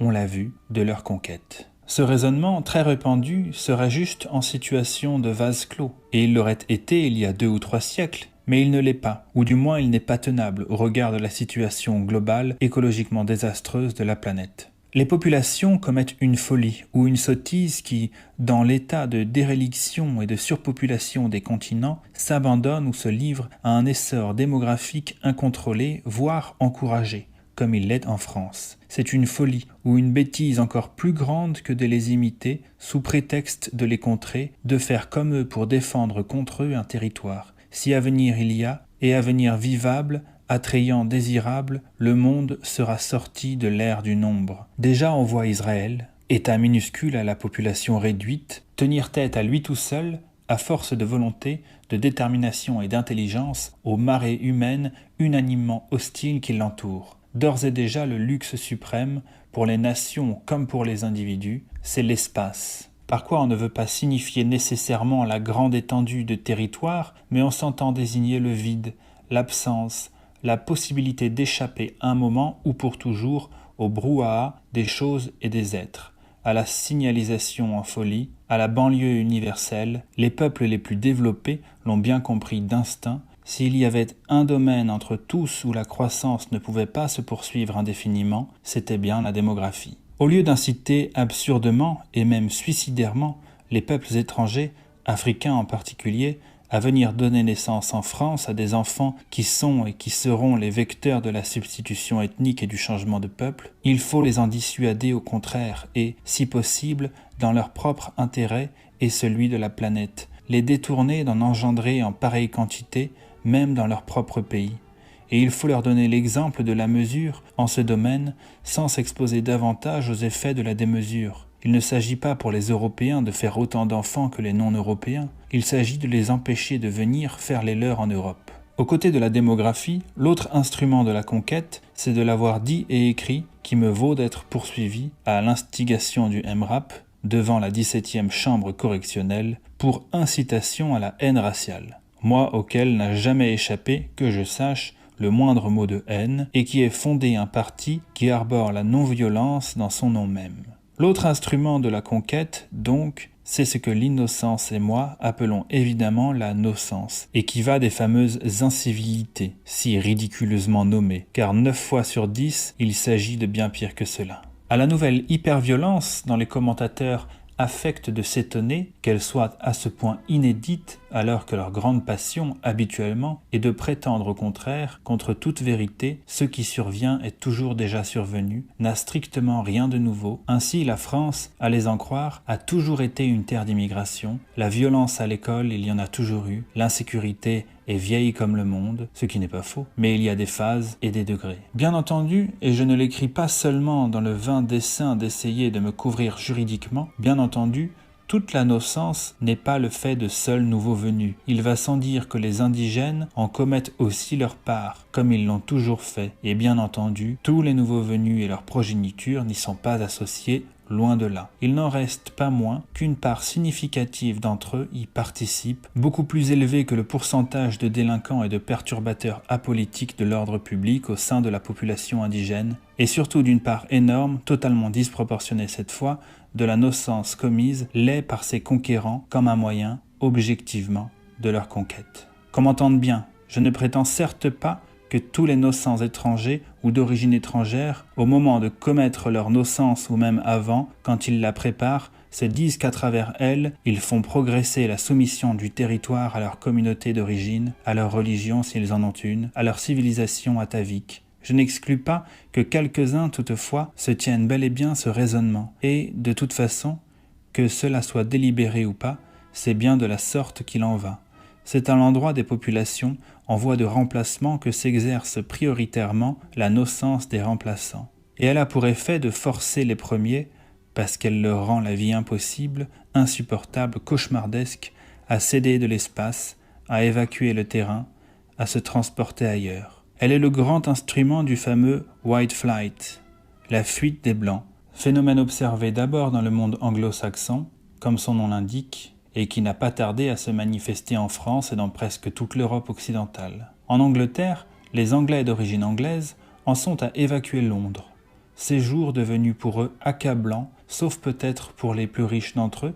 qui se trouvent avoir les moyens, pour le moment, d'établir des sas de sécurité et de protection entre eux et la nouvelle majorité de remplacement. Il est extravagant de s'obstiner, comme le font la police, officiellement, la justice et le gouvernement, à envisager la délinquance et sa croissance inexorable depuis un demi-siècle comme une succession et une prolifération de simples faits divers qui, par l'effet d'une pure coïncidence, auraient toujours, ou presque toujours, des auteurs de même extraction, ou bien, si l'on tient de l'expression ancienne, faits divers. il faut subsumer les occurrences de ce qu'elles désignent sous l'appellation néologique et collective de fait-diversité, qui a l'avantage de mettre en avant de façon pertinente les liens non rigoureux certes, mais néanmoins étroits entre criminalité, nocence, indifférence au bien commun d'une part, diversité d'autre part, cette diversité, cauchemar de nos rois et de toute l'ancienne France, qui est désormais inofficiellement, mais de façon très prégnante, très opératoire, contraignante, le quatrième terme de la devise républicaine. La justice et surtout les plaignants, les membres du MRAP, me reprochent d'avoir dit que les voyous diversitaires, qui représentent une part infiniment plus importante parmi les voyous que le font les citoyens et non-citoyens issus de la diversité, parmi les Français, ou seulement parmi les habitants de la France actuelle, étaient aussi ou même principalement des soldats, le bras armé de la conquête. Cette réflexion compterait même parmi les principales composantes de mon notoire délit d'incitation à la haine raciale. Or, je conçois que puisse être considéré comme insultant, voire haineux, de traiter des soldats de voyous, mais je vois mal ce qu'il y a de péjoratif à traiter des voyous de soldats. Cela me semble plutôt flatteur au contraire, et faire bien de l'honneur à des entreprises qui souvent sont rien moins qu'honorables, même dans l'ordre des délits et des crimes. Mais la guerre en cours, la guerre ethnique pour le territoire, il est essentiel aux yeux du pouvoir, qui serait bien obligé, s'il se trouvait qu'elle fût attestée, avérée, de s'en occuper un peu et même, horreur, de prendre parti entre les combattants.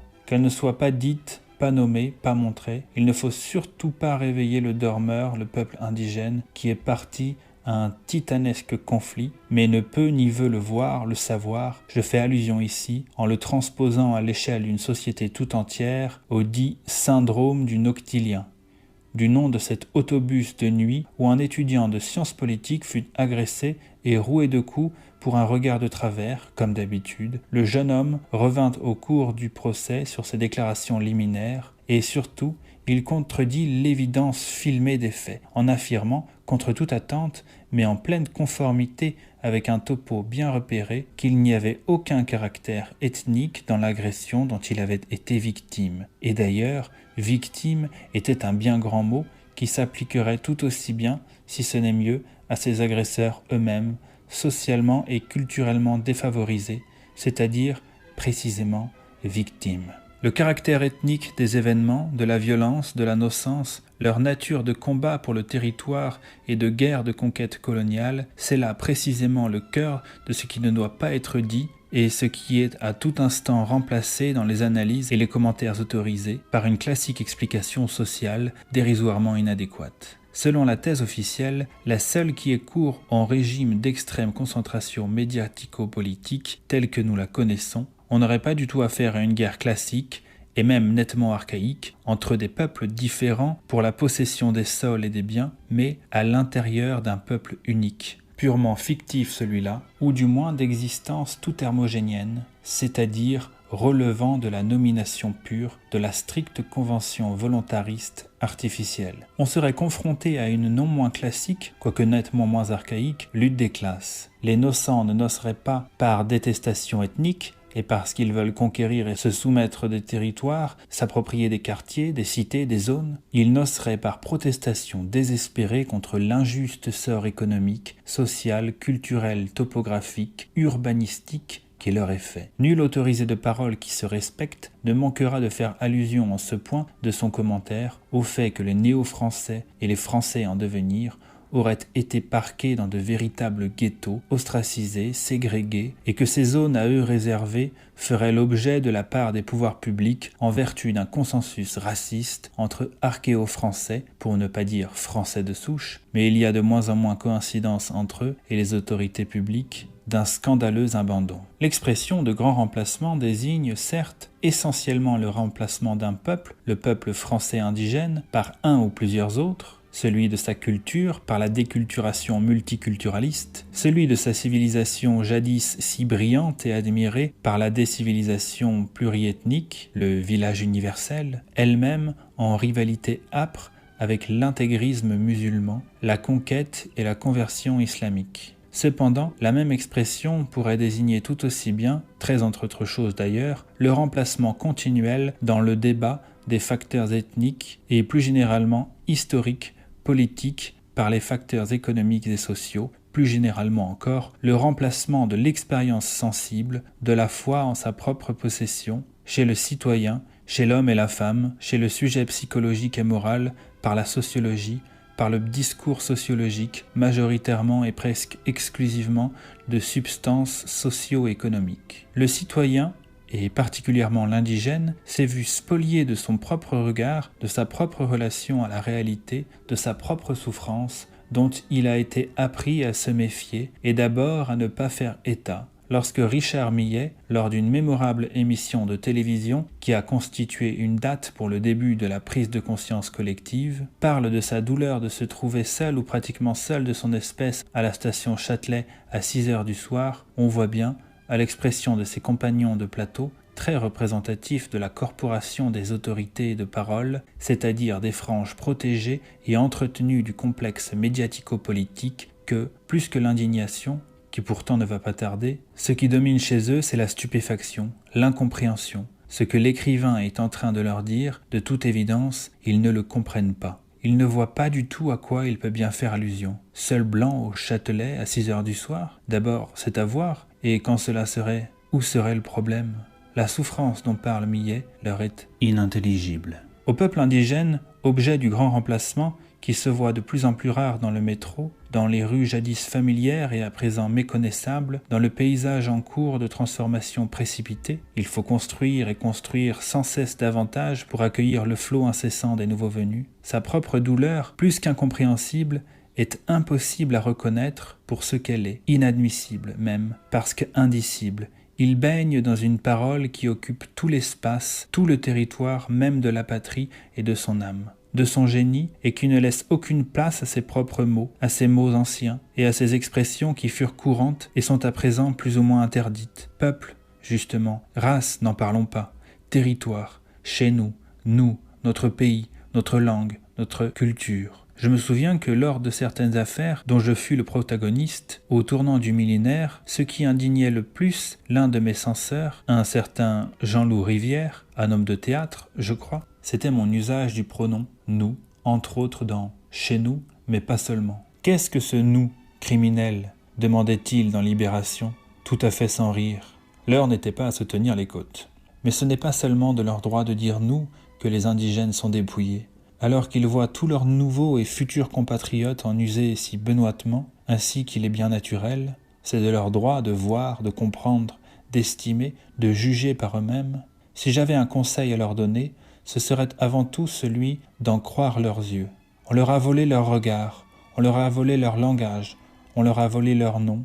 on leur a volé leur chagrin. Qu'ils se les réapproprient. Voilà ce qu'ils peuvent faire de plus sage, qu'ils s'en remettent pour se faire une opinion, à l'enseignement de ces sources anciennes et au spectacle de la rue, des salles de classe, des amphithéâtres, même des écrans de télévision qui souvent, par inadvertance, laissent transiter des lambeaux de réalité, qu'ils fassent confiance pour juger de ce qui survient, à ces canaux d'informations intimes et personnelles, fabriqués à la maison, pourrait-on dire, plutôt qu'aux statistiques éternellement mensongères et aux paroles lénifiantes des journalistes, des experts prétendus et des intellectuels organiques. Je ne doute pas qu'il existe des sociologues honnêtes et compétents, j'en connais même quelques-uns, et pas nécessairement de mon bord, puisque j'ai désormais un bord, dirait-on, sans y tenir plus que cela. Mais il faut bien dire que la sociologie en général a joué parmi nous, et cela de longue date, le rôle de la dégénération centrale, qui ne se lasse pas de nier l'évidence qu'il s'agisse d'école, d'insécurité ou d'immigration, pour ne reconnaître les faits que bonne dernière, toujours du bout des lèvres, au pied du mur, quand les évolutions qu'elle avait si obstinément niées étaient devenues impossibles à cacher plus longtemps, mais aussi irréversibles. Il n'était pas rare qu'elle nous expliquât marginalement, alors, que dans notre intérêt, le mieux était pour nous de nous y habituer, et si possible de les aimer, puisqu'il n'y avait maintenant rien d'autre à faire. Le recours à l'explication socio-économique de tout, et en l'occurrence de la nocence consubstantielle au changement de peuple, pour ne pas dire au nouveau peuple, au peuple remplaçant, a des éléments surreprésentés en son sein, a l'immense avantage de dispenser d'un jugement moral qui ne pourrait être que défavorable et qui, bien entendu, en régime d'antiracisme dogmatique,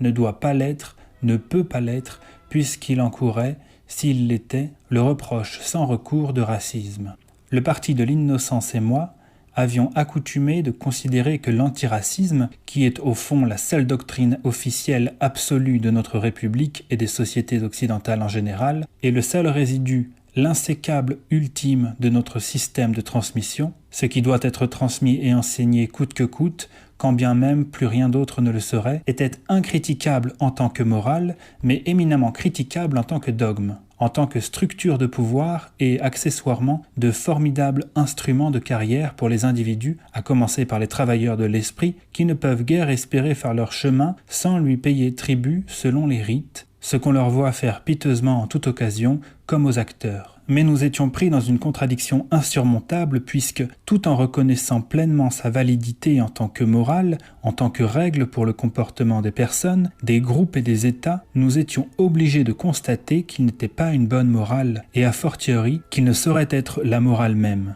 Et cela pour deux ordres principaux de raisons. Le premier est qu'en permanence, constitutionnellement, pourrait-on dire, il fait bon marché de la vérité. Une morale, et la morale moins encore, ne peut s'exonérer de la vérité, qui est elle-même une exigence morale de premier rang. Non seulement l'antiracisme étouffe en permanence de la vérité, et cela de façon massive, bien plus massive que ce n'est le cas de la part du racisme, dont les pouvoirs de censure, dépourvu qu'il est, lui, de juges, de journalistes, d'hommes et de femmes politiques, de son obédience en quantité significative, ne sont pas comparables. Mais encore il a dû instaurer, pour perpétuer son assise malgré les démentis constants des faits, la formidable illusion dans laquelle nous sommes plongés, ce règne du faux, ce que j'ai appelé le foxel ou fossel, comme dans faussaire, double inversé du réel en le recouvrant entièrement. Le fossel, voile du mensonge, est percé, troué, déchiré, tous les jours un peu davantage par le crime, par la violence, par la guerre ethnique en Suède, par la guerre ethnique en France, par l'assassinat d'un soldat anglais à Woolwich, par l'agression meurtrière contre un soldat français à la Défense, par l'engagement de plus en plus fréquent de supposés français dans le terrorisme anti-français et anti-occidental, par le suicide d'un historien au pied de l'autel majeur de Notre-Dame. Tout à coup, en de pareilles occasions, la réalité pousse son cri, et elle déchire un peu le voile. Et même la télévision, la radio et les journaux sont parfois obligés de ne plus faire semblant de ne pas l'entendre. Mais le fossel résiste. Il continue d'imposer sa fiction malgré les déchirures et les trous vite colmatés que lui inflige, dans sa brutalité croissante, le réel sous-jacent. Cette fiction, ce mensonge central qui commande tous les autres, c'est qu'en changeant de peuple, on peut avoir encore la même histoire, la même culture, la même civilisation, le même pays, la même nation éternelle, la même France, la même Europe, la même identité, qu'en changeant la lame puis le manche, on peut avoir encore le même couteau. Le second ordre de raisons qui font que l'antiracisme n'est pas une morale, et moins encore une bonne morale, c'est qu'il produit en permanence du malheur, ce qu'il est obligé de dissimuler en étouffant incessamment de la vérité, retour au paragraphe précédent. Les sociétés bâties sous son égide, multiculturelles et pluriethniques, sont infiniment plus violentes, brutales, disharmoniques que celles qui n'ont pas connu sa fêlure sévère. D'autant plus sévère qu'elles s'efforcent de faire tenir ensemble ce qui ne peut tenir ni debout ni ensemble. Bien entendu, le dogme, largement inspiré en cela par la sociologie et son instrument de prédilection, la statistique, à laquelle il semble bien que l'on puisse faire dire à peu près ce que l'on veut selon l'objectif poursuivi, passe son temps à nier cette évidence. La nocence spécifique au remplacisme, par exemple en mettant en cause les notions trop favorables du passé, qui seraient le fruit d'une illusion. Mais l'un des avantages qu'il y a à vieillir, c'est que les comparaisons auxquelles on peut se livrer personnellement permettent de remettre en cause, grâce à la seule mémoire, les allégations dénégationnistes des discours antiracistes sociologico-socialisants, je veux dire qui, au nom de la sociologie, ramènent tout au registre économique et social. Non, la société française et les sociétés européennes antérieures à la contre-colonisation n'étaient pas aussi violentes. Non, la méfiance entre les citoyens n'y était pas aussi répandue. L'ignorance n'y faisait pas à ce point autorité. Le paysage n'y était pas aussi détérioré. Il ne s'agit pas de rendre l'immigration de masse responsable de tous les maux, mais de se soumettre à cette évidence qu'elle les a considérablement aggravés. Beaucoup des plus sérieux n'ont de réalité même que de son fait. Aussi, on nous parle tous les jours du problème du logement, mais à la vérité, il n'y a aucun problème du logement, même s'il est bien vrai, hélas, que des centaines de milliers et même des millions de nos compatriotes et non-compatriotes sont à la rue ou affreusement mal logés et que tout le monde doit se serrer et se serrer toujours davantage et pas seulement la ceinture. Ce qu'il y a, c'est un problème d'immigration de masse. Et quand on dit qu'il faut bâtir et bâtir et bâtir encore, on se garde bien de préciser que c'est pour loger les rangs serrés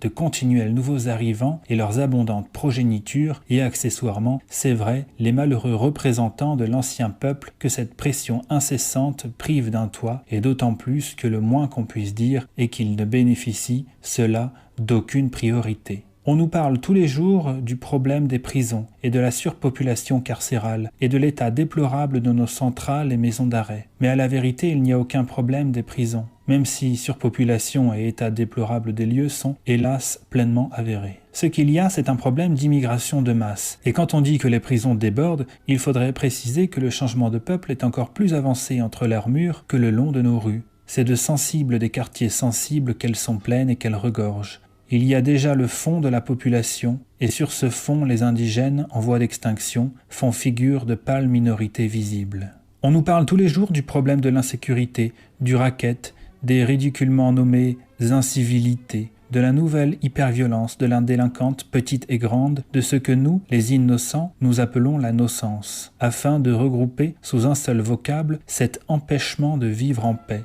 et parfois de vivre tout court, et les nuisances justement dénoncées par les écologistes. Mais à la vérité, il n'y a aucun problème d'insécurité et de violence, même si la violence, la brutalité et l'agressivité sont partout, et si la vie devient un cauchemar pour un nombre sans cesse croissant de nos compatriotes. Ce qu'il y a, c'est un problème d'immigration de masse, de changement de peuple et de changement de civilisation, de coexistence tendue entre les anciens et les nouveaux, de lutte pour le territoire, de conquête. Bien loin de moi, au demeurant, de vouloir insinuer qu'en cette sourde guerre, l'ancien peuple est toute innocence et le nouveau tout nocence. Il est d'ailleurs bien facile de savoir comment se répartissent les responsabilités. Il suffit de comprendre les messages cryptés du complexe médiatico-politique. Et les Français, sous le règne du Faucel, sont tous devenus, par force, d'excellents traducteurs, décrypteurs, herméneutes de cette langue menteuse qu'on leur impose. Cette langue qui est faite pour ne pas dire et ne pas laisser dire, pour ne pas voir et surtout pour ne pas montrer. Ils savent ce que signifient des jeunes, des quartiers populaires, des zones sensibles, des règlements de compte entre bandes rivales, des recours aux autorités religieuses pour tâcher de ramener le calme, des incidents à l'issue d'un match. Ils savent que lorsqu'on donne les noms des protagonistes, leurs prénoms et leurs noms, c'est l'ancien peuple qui est à incriminer. Et cela, on le peut toujours. Rien ne l'interdit, bien au contraire. Et que c'est le nouveau quand on ne les donne pas, parce que le nouveau, qui a l'avenir entre les mains et l'innocence infuse, lui, ne doit jamais être fustigé. Et, comment dit-on, stigmatisé. C'est assez facile de comprendre et pratiquer, au fond, le Faucel. Nous avons tous acquis notre brevet de fin linguiste, si fin même qu'un doute a fini par s'insinuer en nous, au moins en nous, les innocents et moi. Quant à la pertinence de notre analyse première, selon laquelle l'antiracisme serait doté d'une validité pleine et entière en tant que morale, mais pêcherait sérieusement en tant que dogme, cette approche nous avait conduit à réserver nos attaques à ce que nous appelions l'antiracisme dogmatique, tandis qu'à l'antiracisme tout court, nous ne trouvions rien, théoriquement, à reprocher. Un tel distinguo un peu spécieux supposait évidemment que puisse exister un antiracisme non dogmatique. Or, c'est précisément ce que, pour ma part, je ne crois plus. Le péché originel de l'antiracisme est qui le condamne à devenir un dogme et à procéder par autorité, voire par violence, et en tout cas par contrainte, pour s'imposer, c'est qu'il repose, dans sa forme moderne, sur deux présupposés parfaitement contradictoires, à savoir, premièrement, que les races n'existent pas, deuxièmement, qu'elles sont rigoureusement égales. Au cours d'une conversation que j'ai relatée dans un des volumes de mon journal, l'ancien président Valéry Giscard d'Estaing me déclara drôlement, non sans une appréciable liberté de ton, que le postulat de l'inexistence des races avait été consacré par l'usage, vers 1970, pour faire plaisir aux Juifs, qui à cette époque-là devenaient nerveux. Il me semble que ce fut l'expression de mon hôte. La scène avait pour cadre son château de Varvas à Chanona. En revenant sur cet échange, 1 ou 2 ans plus tard avec Alain Finkielkraut à Strasbourg, lui me dit, non moins drôlement me semble-t-il, mais tout le monde n'appréciera pas cet humour, que décidément, Valéry Giscard d'Estaing semblait très soucieux de faire plaisir aux Juifs et de ne pas leur déplaire, car il lui aurait déclaré à lui, Finkielkraut, en je ne sais quelle occasion, que la fameuse loi sur le regroupement familial, qui devait avoir de si énormes conséquences, cela c'est moi qui l'ajoute, avait été instituée pour faire plaisir à Simone Veil. Si c'est le cas, je ne la remercie pas. Le grand argument des tenants de la thèse selon laquelle les races n'existeraient pas, et cela sont peu ou prou la loi, ou, mieux encore, ils sont le complexe médiatico-politique qui fait la loi, dans tous les sens de l'expression, est scientifique, ai-je cru comprendre. Il serait impossible de distinguer les races scientifiquement, mais aux dernières nouvelles, il semblerait que sur ce point, la science ne soit plus si sûre d'elle, ni à ce point unanime, et que peut-être même, à l'époque, elle se serait vue un peu forcer la main, sans compter qu'à présent la notion de race, ignominieusement chassée par la porte biologique, rentre par la fenêtre sociale, décidément.